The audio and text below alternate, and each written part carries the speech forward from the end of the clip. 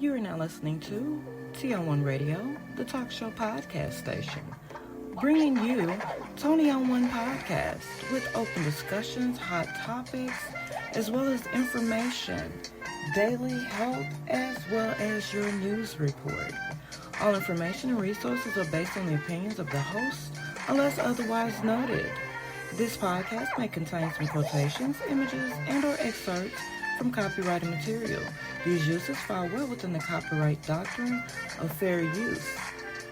All information is intended to motivate, encourage, and inspire positive change and a healthier lifestyle. Welcome to Toni On One Podcast.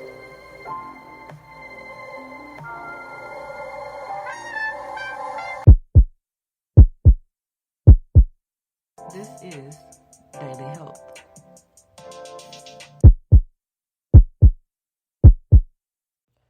Good evening, afternoon, morning, wherever you may be listening to this from.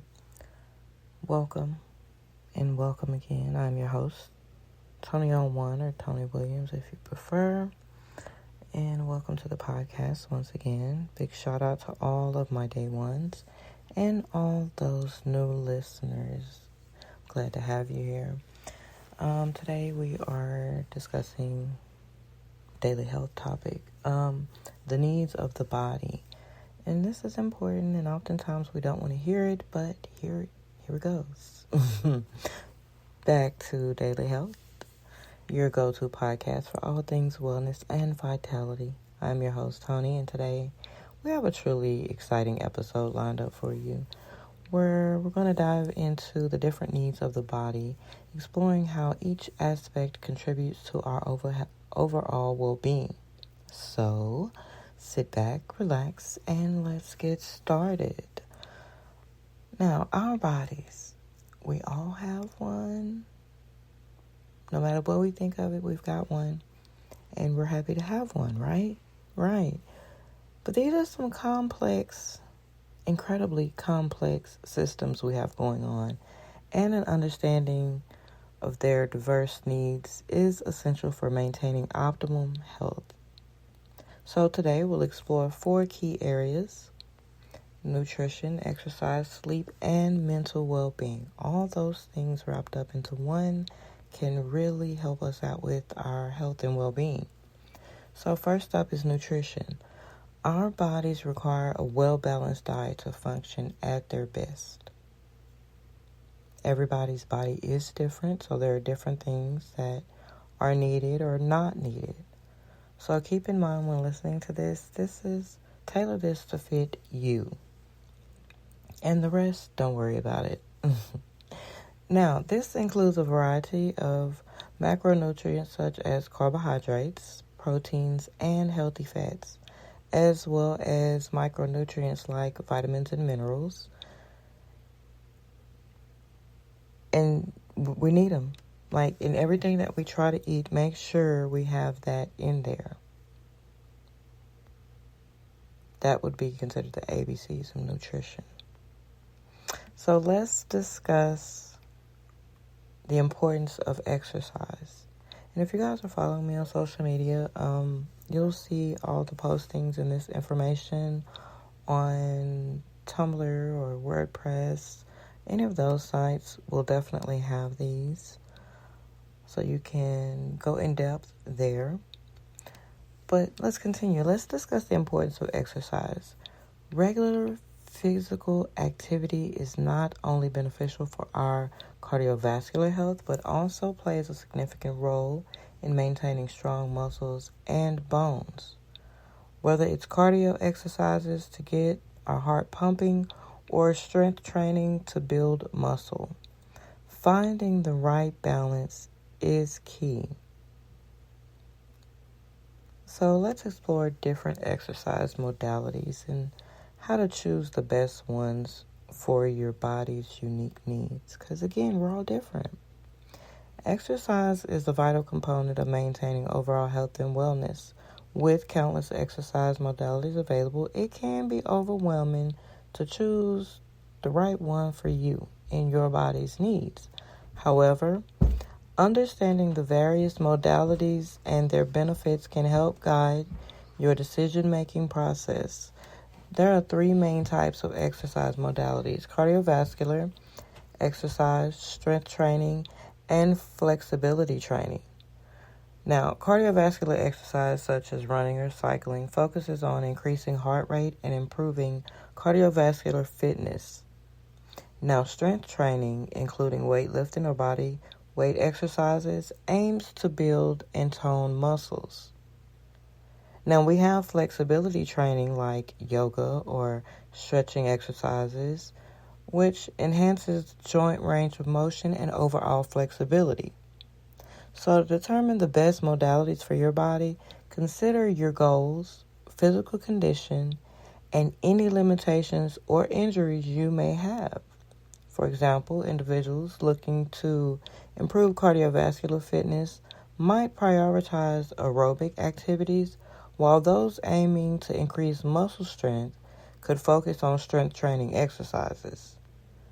So consulting with a fitness professional or healthcare provider is also beneficial, as they can personalize a suitable exercise program tailored just to fit your needs. So taking into account factors such as age, fitness level, and pre-existing medical conditions, ultimately finding a balance between the different modalities and listening to your body's cues will and can help you choose exercises that suit your body's requirements and contribute to achieving optimal health and wellness. So now let's launch and touch upon the often overlooked aspect of our well-being. That's sleep. Sometimes it can seem we can never get enough of this, but quality sleep is vital for both our physical and mental health. It helps repair and rejuvenate our body, supports immune function, and promotes cognitive functioning. We'll discuss the importance of establishing a healthy sleep routine and provide some tips to ensure you're getting the restorative rest your body craves. It's all important. Establishing a healthy sleep routine is crucial for overall well-being and optimal health. I'm going to keep saying that, guys and ladies, because that's what that is. Optimal. That's what we're trying to get to. That good sleep, that great energy, the happiness, the bubbleness, that comes with getting a good night's rest or maintaining a fairly healthy body. And quality sleep is, essential. It's when our body does some of the hardest jobs it has to do with digestion and healing and so forth. So by implementing a regular sleep schedule, you can set your body's internal clock and improve your sleep quality. Now, here are a few tips to help you establish a healthy sleep routine. Number 1, stick to a consistent schedule. Aim to go to bed and wake up at the same time every day, even on weekends. This helps regulate your body's sleep-wake cycle. Number 2, create a calming bedtime routine. This is engaging in relaxing activities before bed, such as reading a book or taking a warm bath, as well as avoiding stimulating tasks like intense exercise or using electronic devices at least an hour before sleep. That is, unless you're listening to sound meditation, which I have to agree is a little different and helpful to help you relax so you can rest. Now, number 3, make your sleep environment conducive. Make it comfortable and relaxing. Make it to the point where you want to go to sleep. Ensure your bedroom is dark, quiet, and at a comfortable temperature. Invest in a good mattress and pillows that provide proper support. We don't need you flip-flopping like a fish all night. That is not a restful night's sleep. Number 4, limit caffeine and alcohol consumption. These substances can interfere with your sleep patterns. Try to avoid them close to bedtime and opt for herbal teas or non-caffeinated alternatives. You'll thank me, and your body is going to thank you in the long run. 5, exercise regularly. Regular physical activity during the day can help regulate your sleep patterns. However, avoid exercising too close to bedtime, as it can actually do the opposite and stimulate your body and make it more difficult to fall asleep. We already struggle with that as is, so we don't need the extra, right? Number 6, manage stress levels. High levels of stress can disrupt sleep. Incorporate relaxation techniques such as deep breathing exercises or meditation to help calm your mind before bed. Yeah, I kind of said that already, right? 7, avoid napping too close to bedtime. No matter how hard it is, I know you can get tired and you're like, I just want about 5 minutes. Don't do it. Because that 5 minutes is going to turn into 5 hours, and then you're going to have to reset all over again. So, while short power naps can be beneficial for some, avoid napping too late in the afternoon as it may interfere with your ability to fall asleep when it's time to go to sleep. So, by implementing these tips and establishing a healthy sleep routine, you can enhance the quality of your sleep, improve your overall health, and boost your energy levels throughout the day. Remember, making sleep a priority is an investment in your well-being. And finally, we cannot neglect the importance of mental well-being. None of us gets away with not tending to those little nagging issues that become big mountain of issues later. Our minds and bodies are intricately connected, and taking care of our mental health is just as crucial as physical health, if not sometimes more important, because mental health issues can turn into physical health issues, and then it's all jumbled in there together. So stress management, mindfulness, and self-care practices all play key roles in maintaining a healthy mental state. We'll explore different techniques and strategies to bring balance to your emotional well-being. No matter the challenges life throws your way, you'll be able to deal and handle and maintain.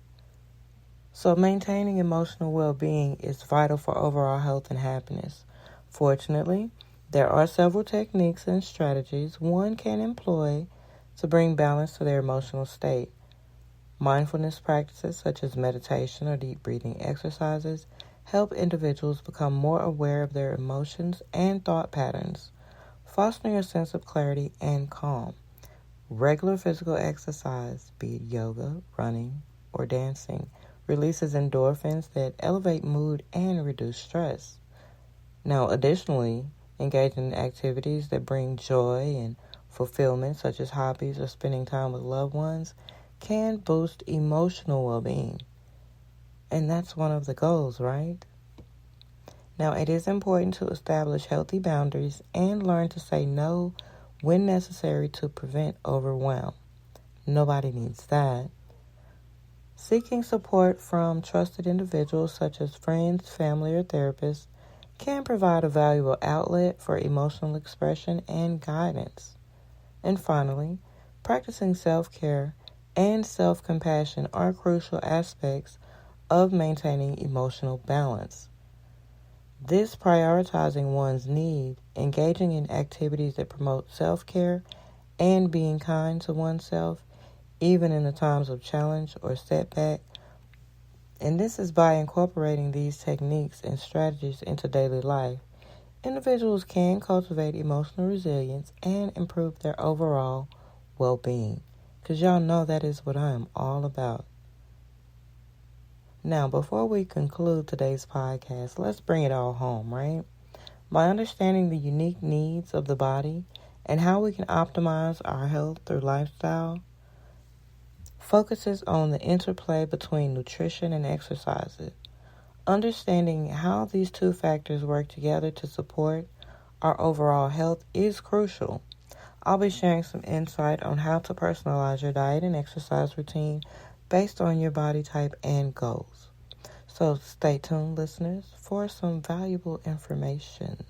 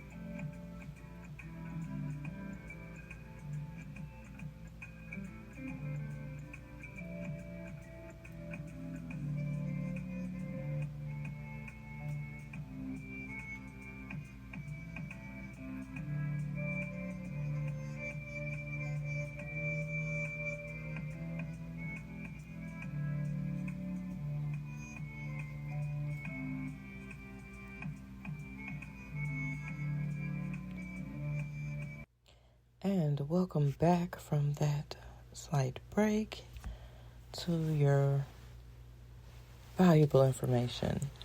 Thank you, listeners. Now, personalizing your diet and exercise routine based on your body type and goals is essential for optimizing your health and achieving desired results. So, first off, determining your body type. Whether you are asectomorph, which basically just means naturally lean or have a fast metabolism, mesomorph, muscular or athletic build, or endomorph, tendency to store fat easily. That will probably be me as well. Knowing that can help you understand your body's response to certain exercises and nutrient intake. For ectomorphs, focusing on consuming nutrient-dense foods with a higher calorie intake will aid in muscle growth. Mesomorphs can benefit from a balanced diet with a mix of macronutrients while incorporating strength training exercises to maintain their athletic physique. Now, endomorphs should primarily focus on a low-calorie diet and a combination of cardiovascular exercises and resistance training to promote fat loss. That's helpful. That's definitely helpful. Furthermore, understanding your goals, whether it is losing weight, gaining muscle mass, improving cardiovascular health, or enhancing overall fitness, will assist in tailoring your diet and exercise routine accordingly. We have to know all those things first in order to come up with a plan, right? For weight loss, creating a calorie deficit by consuming fewer calories than you expend and combining cardio with strength training can be helpful. For muscle gain, a calorie surplus coupled with resistance training and adequate protein intake is essential.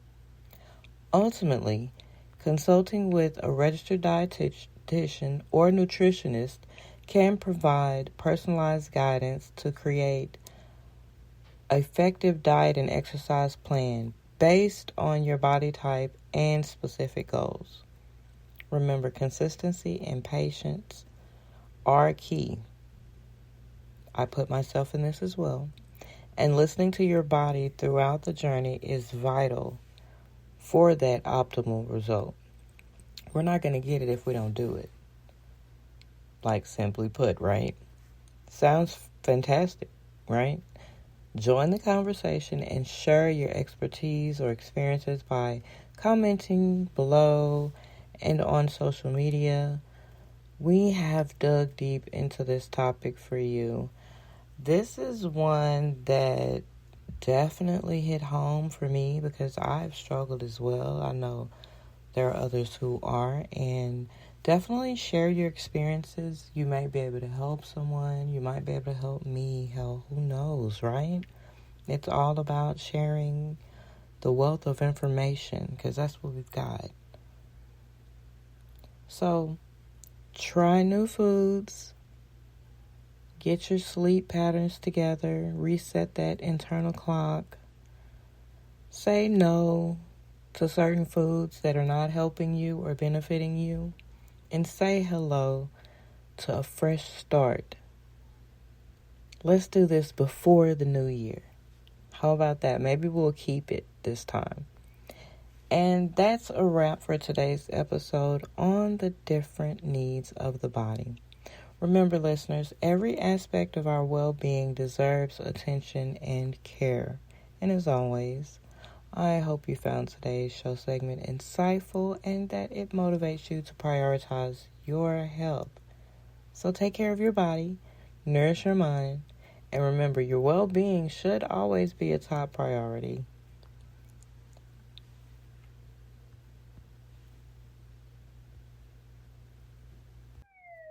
News report. Current events, issues, and the headlines. this is your news report. Okay, so FDA to finally ban BVO or Brominated Vegetable Oil? Question mark. That's it in a nutshell. So breaking news, Brominated Vegetable Oil, BVO for short, unmasking its damaging effects on the body.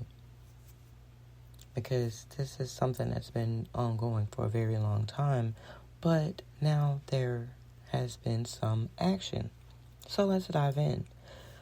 Now, with the FDA back in the 1950s, the agency regarded the ingredient as generally recognized as safe, or for short, GRAS, GRAS, which is an official classification afforded to items that have either been appropriately tested or for ingredients in common use prior to 1958 don't appear to be harmful.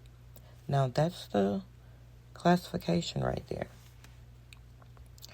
But decades later, questions were raised over its possible toxicity, prompting the FDA to overturn its GRAS classification for BVO and temporarily limit its use to relatively small concentrations of no more than 15 parts per million exclusively in citrus-flavored drinks. As you might expect, even that is too much for the body. Needless to say, the data on the risk posed by even these small amounts of BVO, over time hasn't been really easy to collect, and we can understand why and how on that part. So they're relying heavily on the long-term studies that reevaluate health effects in a significantly sized sample of people. Now, this has been a known issue for a long time. But we know how things go when it comes to our health and pushing back and things of that nature, or trying to get information. But this is the curious part for me. The UK study found it in their 1970s research. 1970.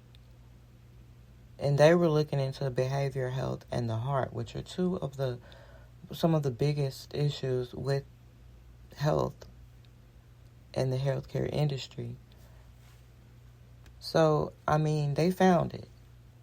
So it speaks to, I guess, the motivation to really fully understand this ingredient and what it can do to the body. Now, in recent years, an alarming revelation has come to the forefront of health discussions: the detrimental impact of BVO on human well-being. And it is a controversial food additive, because that's what this is, a food additive. And it has been widely employed in the food and beverage industry as an emulsifier and stabilizer. That's what gives that citrus drink the little fizz, the little tang, the little pop that people actually go to it for. But its introduction to drinks such as citrus-flavored sodas and sports drinks is aimed at preventing the separation of flavors and oils. So it's to give it balance. However, studies have shed light on the numerous health risks associated with BVO consumption. When ingested, BVO accumulates in the body, particularly in fatty tissues. One of the major concerns surrounding this synthetic compound is its bromine content, which can lead to bromism. So, we can get bromism. Okay, symptoms of bromism include fatigue, tremors, confusion, memory loss, and even psychiatric disorders. Additionally, BVO has been linked to thyroid dysfunction and disruption in the hormone regulation, which could result in reproductive issues and developmental abnormalities, making it a potential hazard for pregnant women. Or should we say before they get pregnant as well, too, right? Furthermore, the liver a vital organ responsible for detoxification, can be adversely affected by BVO. Studies have shown that this additive hampers the liver's ability to metabolize certain drugs and toxins, resulting in an increased risk of liver damage. Moreover, prolonged exposure to BVO has been associated with impaired kidney function and disturbances in the cardiovascular system, including increased blood pressure and heart palpitations. To exacerbate matters, the use of BVO remains legal in certain countries, further raising concerns about consumer safety and accountability. As increasing evidence emerges regarding the harmful effects of BVO on the human body, health experts and regulators are calling for thorough investigations and potential restrictions on its usage in food and beverages. I know this is a lot to take in and a lot to handle, but you guys need to know and be aware of this because we're all in this together and we're all consuming these things. Now, if you're listening to this and you have some input on this news segment, definitely comment in the box below. If you're following online, like, subscribe, shoot me a message, tell me what you think. Now, this is an ongoing debate. And as the debate surrounding BVO impact ranges on, consumers are urged to remain vigilant, read product labels diligently, and actively seek out safer alternatives. So for those who don't like reading the packages on the food that they buy, please start doing so.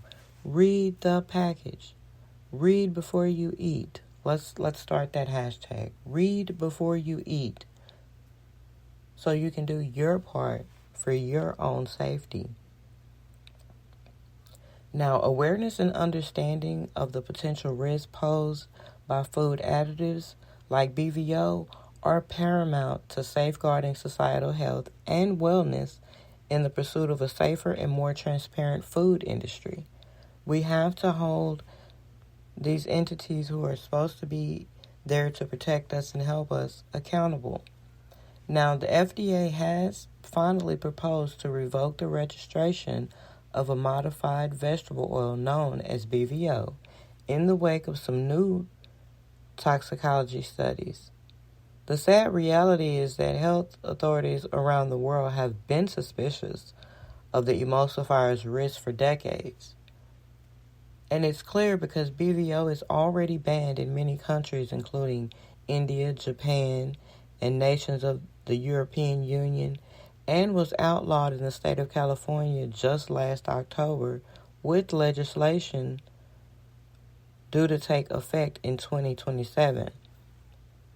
And there are already suitable replacements for BVO for some companies have already been made available for their consumers. So it's not new, it's an old battle, but we've had some leadway in the battle. And the biggest part of this battle is for consumers to be aware, to know. Because for me, it's like, okay, so the FDA and friends must be at odds over this issue to take this long to remedy the problem. That's a concern. And we should all, as consumers, who are supposed to be up under the FDA's protection, nothing has been done. It's time. Ban it. Now, the agency has stated that the ban could be a sign of more things to come, with the announcement that the agency is reviewing regulations that authorize the use of certain food additives with a view to automatically prohibit the approval of any food coloring agent found to cause cancer in humans or animals. Okay, so they're making some leadway. Let's get this banned. Banned. Can we say banned? Yes, that's the goal. Banned. Anything that does not benefit the body but hurt the body, it needs to be banned. Now, a final curtain call on the FDA's reclassification of BVO still needs to go through a lengthy review process that is expected to take some time. We kind of already figured that part, right? With that being said, the FDA should go comb through all other ingredients that receive that official classification of generally recognized as safe, or GRAS for short, from prior to 1958 and up. Now, I think and feel and understand this because we need to ensure that the safety and efficiency of the products approved for the public safety is actually safe for consumption. It's going into our bodies. They're one of the governing bodies of our body, our health. Now, if you're following me, I will be sharing these links to majority of this information so you can go back and you can check it out and do your own research, because I tell everyone, never trust anyone else's research, do your own. It is your body, it is your health, it is your family. Make sure you know so they know. And this is your news report. BVO. Is it finally getting banned? And yes, it's an additive, which we don't need. So take care and be proactive.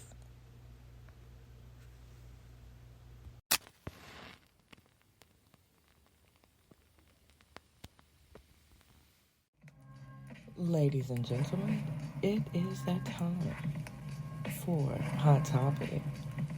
The conversation is about to get heated.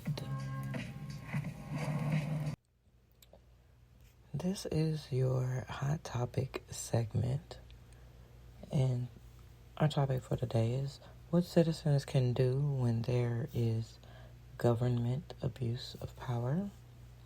We've seen that happen time and time again, and we should talk about it. So what are we talking about? Well, in cases where citizens suspect or encounter abuse of power by the government, they possess several avenues through which they can actively engage and seek recourse.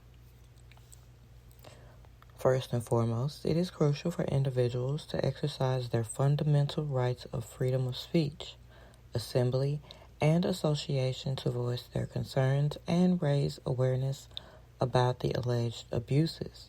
Citizens can engage in peaceful protests, public demonstrations, or join advocacy groups dedicated to addressing government misconduct.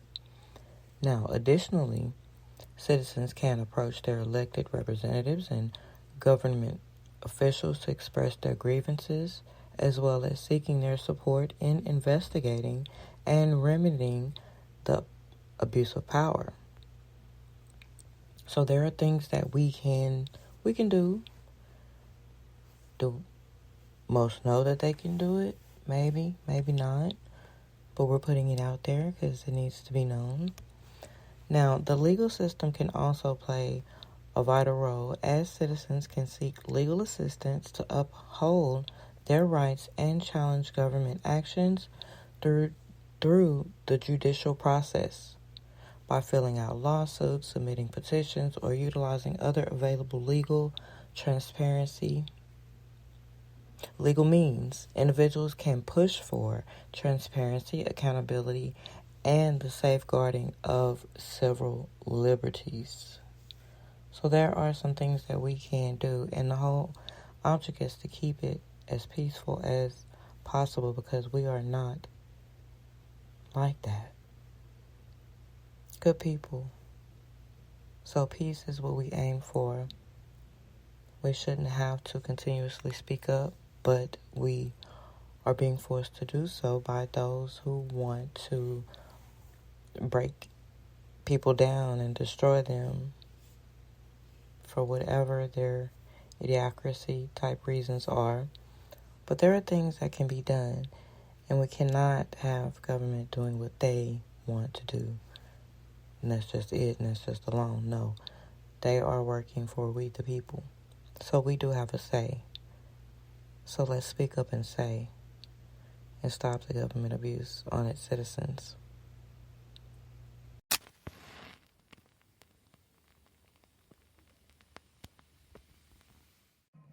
Ladies and gentlemen, that has been your hot topic. Heated, I know, right? But hopefully you didn't get burned. You have a hot topic? Let us know. You have been listening to Toni On One Podcast, brought to you by Toni On One Radio, the talk show podcast station. Thank you for taking the time to listen to my talk show. I wish you the best, and don't allow anyone to fuck up your vibes. I've been your host, Toni Williams.